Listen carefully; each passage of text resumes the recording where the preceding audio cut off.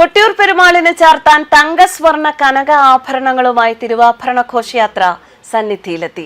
കഴിഞ്ഞ രാത്രി മണത്തണയിൽ നിന്നും കാൽനടയായ ഘോഷയാത്ര സംഘം ആയിരക്കണക്കിന് ഭക്തരുടെ അകമ്പടിയിലും കനത്ത സായുധ പോലീസ് സന്നാഹത്തിലും എത്തുകയായിരുന്നു. അക്കരെ കൊട്ടിയൂരിലെ കാനന നടുവിലെ പെരുമാൾ സന്നിധിയിൽ തിരുവാഭരണങ്ങളും ഭണ്ഡാരങ്ങളും സ്വർണ്ണ വെള്ളി പാത്രങ്ങളും കുടങ്ങളും എല്ലാം എത്തിയപ്പോൾ ഇന്ന് പുലർച്ചെയായി. തുടർന്ന് സ്ത്രീകൾക്ക് പ്രവേശനം തുടങ്ങി. സ്ത്രീ ഭക്തർക്ക് ദർശനം നൽകി. സർവാഭരണ വിഭൂഷിതനായ കൊട്ടിയൂർ പെരുമാൾ സന്നിധിയിൽ ഇനി രാവും പകലും ജനനിബിഡമായിരിക്കും. കൊട്ടിയൂർ സന്നിധാനത്ത് തന്നെ 5000-ലേറെ വാഹനങ്ങൾക്ക് പാർക്ക് ചെയ്യാൻ ഗ്രൗണ്ട് ഒരുക്കിയിട്ടുണ്ട്.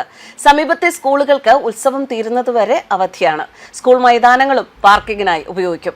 10,000-കണക്കിന് ഭക്തർക്ക് രാത്രി ഉറങ്ങാൻ കൊട്ടിയൂർ ക്ഷേത്രത്തിന്റെ സത്രങ്ങളുണ്ട്. കൊട്ടിയൂർ പെരുമാൾ സേവാ സംഘത്തിന്റെ സത്രങ്ങളും റെഡിയാണ്.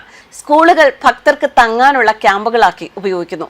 എല്ലായിടത്തും കിടക്കാനുള്ള പായും ലഭിക്കും. രാത്രികാല താമസ സൗകര്യം ഭക്തർക്ക് സൗജന്യമാണ്.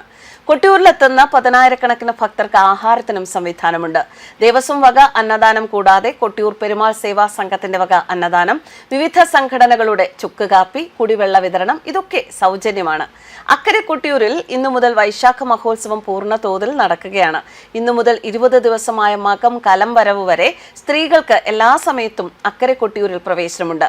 പുലർച്ചെ അക്കരെ ക്ഷേത്രത്തിൽ എത്തിയ ഭാഗമായ ഭണ്ഡാരം എഴുന്നള്ളിപ്പ് പുറപ്പെട്ടത് കഴിഞ്ഞ രാത്രി മണത്തണയിൽ നിന്നായിരുന്നു.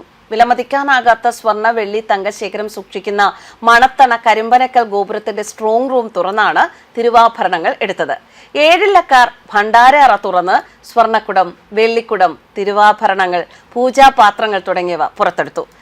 കനക്കപ്പിള്ള ഭണ്ഡാരം കണക്കു നോക്കി നിജപ്പെടുത്തിയ ശേഷം മുഖമണ്ഡപത്തിലേക്ക് കൊണ്ടുവന്ന് പൂജിച്ചു.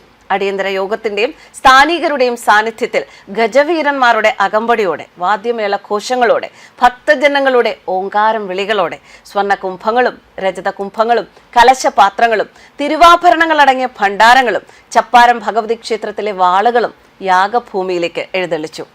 11 മാസത്തെ ഇടവേളയ്ക്ക് ശേഷം ഇക്കരെ കൊട്ടിയൂരിൽ വാണരുളുന്ന ഉമാമഹേശ്വരന്മാരും മുതിരേരിവാൾ, ചപ്പാരം ഭഗവതിയുടെ വാളുകൾ എന്നിവ ഭണ്ഡാരങ്ങൾക്കൊപ്പം അക്കരെ സന്നിധാനത്തേക്ക് അർദ്ധരാത്രിയോടെ എഴുന്നള്ളി. ശ്രീകോവിലിൽ നിന്ന് പടിഞ്ഞാറേ നടവഴി പുറത്തേക്ക് എഴുന്നള്ളി ആയില്യാർക്കാവിന് മുന്നിൽ കൂവളത്തറയ്ക്ക് സമീപം ശിരസ് നമിച്ച് ചപ്പാരൻ ദേവിമാരുടെ അകമ്പടിയോടെ ദേവീദേവന്മാർ അക്കരയിലേക്ക് എഴുന്നള്ളും.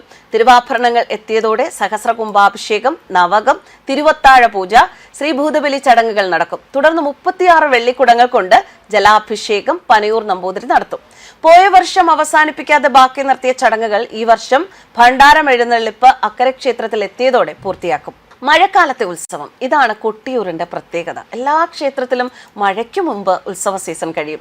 ഉത്സവങ്ങളുടെ പരിസമാപ്തിയായി തൃശൂർ പൂരവും കഴിയുന്നതോടെയാണ് കൊട്ടിയൂരിലെ ഉത്സവത്തിന് തുടക്കം.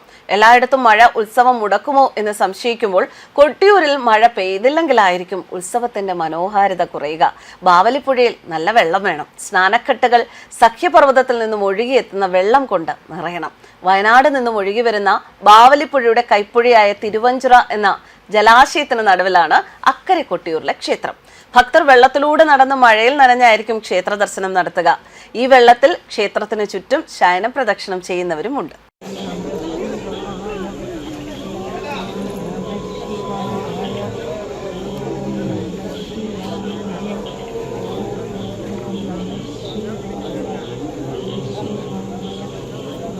Gracias.